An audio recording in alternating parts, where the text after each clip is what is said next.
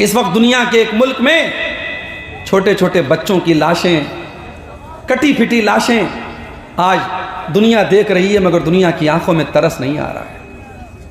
हमने कहीं पढ़ा था कि बच्चे सो रहे हैं, खामोश रहिए, keep quiet, keep silent, the children are sleeping.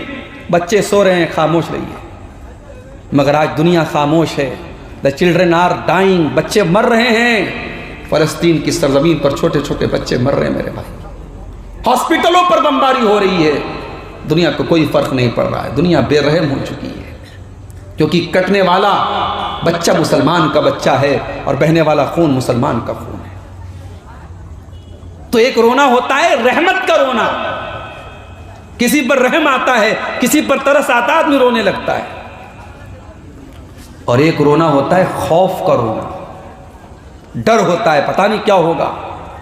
किसी आने वाली चीज का खतरा महसूस करके इंसान रोने लगता है। और एक मोहब्बत का रोना होता है। बच्चा घर से जा रहा है, मां रो रही है। शौहर परदेश जा रहा है, बीवी रो रही है। बेटा जा रहा है, मां रो रही है। ये रोना मोहब्बत का रोना होता है। एक होता है खुशी का रोना। और अल्लामा इब्न क़य्यिम ने यह भी लिखा कि खुशी का जो रोना होता है उसका आंसू अलग होता है, और गम का जो रोना होता है उसका आंसू अलग होता है। गम और तकलीफ में जब आदमी रोता है तो आंसू गर्म होता है, और खुशी में जब रोता है तो आंसू ठंडा होता है। अल्लाह अकबर। इब्न क़य्यिम भी क्या चीज़ थे भाई, अल्लाह अकबर, बहुत बड़ी चीज़ थी भाई। रोने पर कितनी तहकीक कर रहे हैं। कह रहे खुशी का रोना अलग है, गम का रोना अलग है।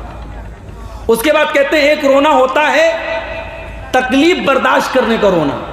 कहीं बदन में चोट लगी, अब इंसान उस तकलीफ को बर्दाश्त कर रहा है, रो रहा है। एक रोना होता है गम का रोना। कोई मर गया, कोई एक्सीडेंट हो गया, कोई हादसा हो गया, कोई नुकसान हो गया, इंसान रो रहा है। एक रोना होता है कमजोरी का रोना। इंसान बूढ़ा हो गया, 70-80 साल का हो गया, अब बदन कमजोर हो गया, अब जरा जरा सी बात पे रोने लगता है, ये कमजोरी का रोना है। और एक रोना होता है निफाक का रोना, रोने का नाटक करना। जैसे यूसुफ अलैहिस्सलाम के भाई जब हजरत यूसुफ को कुएं में डाल के आते हैं तो अपने बाप के सामने, कुरान कहता है फजाऊ अबाहुम इशाअन यबकून, अपने बाप के पास रोते हुए आते हैं। ये नकली रोना था, ये बनावटी रोना था। और एक रोना होता है किराए का रोना। अरब में क्या करते थे, किसी के मरने पर कुछ औरतों को बुला के पैसा देके उनको रुलाते थे, वो किराए का रोना होता था। और एक रोना होता है मुआफकत का रोना। कोई रो रहा है, उसको देख के हम रोने लगे, ये मुआफकत का रोना। ये 10 टाइप का रोना होता है। अल्लाह को कौन सा रोना पसंद है? अल्लाह को वो रोना पसंद है जो अल्लाह के डर से, अल्लाह के खौफ से इंसान की आंखों से आंसू बहे। अल्लाह के प्यारे हबीब फरमाते हैं सल्लल्लाहु अलैहि वसल्लम, कल क़यामत का दिन होगा, सूरज 1 मील की दूरी पर होगा।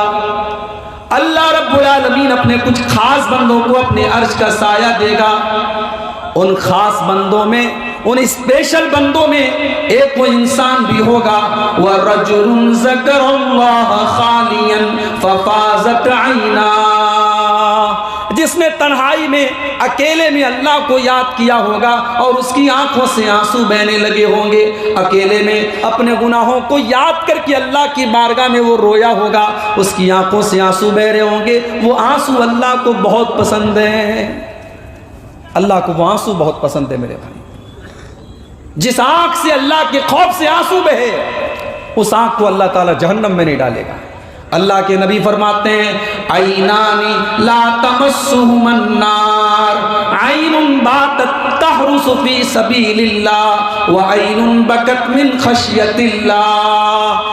2 आंखें ऐसी हैं, उन आंखों को अल्लाह ताला जहन्नम में नहीं डालेगा। एक वो आंख है जो अल्लाह के रास्ते में पहरेदारी करती है, चौकीदारी करती है, और एक दूसरी आंख है जो अल्लाह के खौफ से आंसू बहाती है, जिसमें से अल्लाह के खौफ से आंसू बहता है। जिस आंख से अल्लाह के खौफ से आंसू बहता है, उस आंख को अल्लाह ताला जहन्नम की आग में नहीं डालेगा मेरे भाई।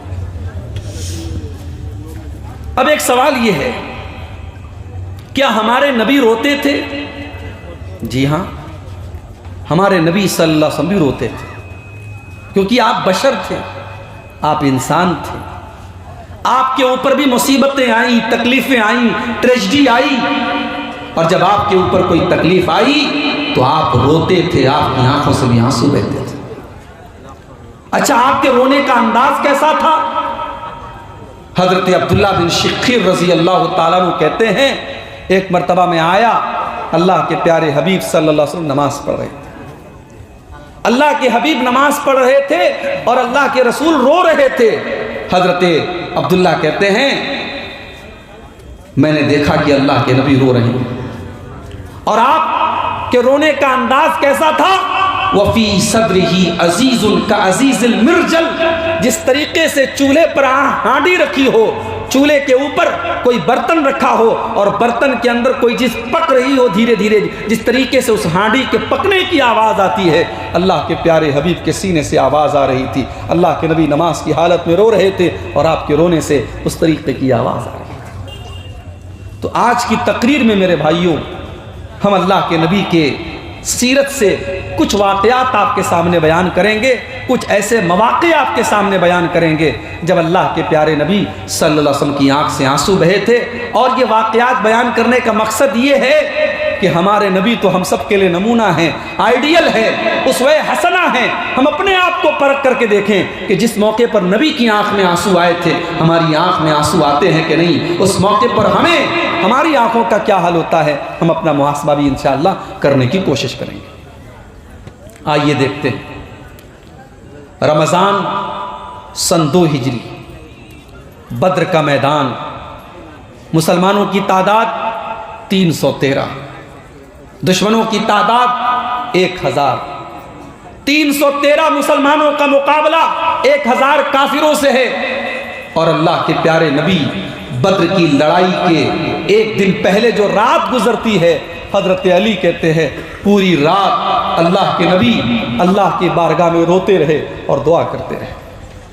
लड़ाई शुरू होने के पहले मैदान जंग के किनारे अल्लाह के प्यारे नबी क़िबला रुख हो जाते हैं, अपने दोनों हाथों को उठाते हैं और अल्लाह की बारगाह में दुआएं करते हैं। अल्लाहुम्मा अंजिज़ली मा वअदतनी, अल्लाहुम्मा आतिनी मा वअदतनी। आय अल्लाह, तूने वादा किया था तू अपने बंदे की मदद करेगा।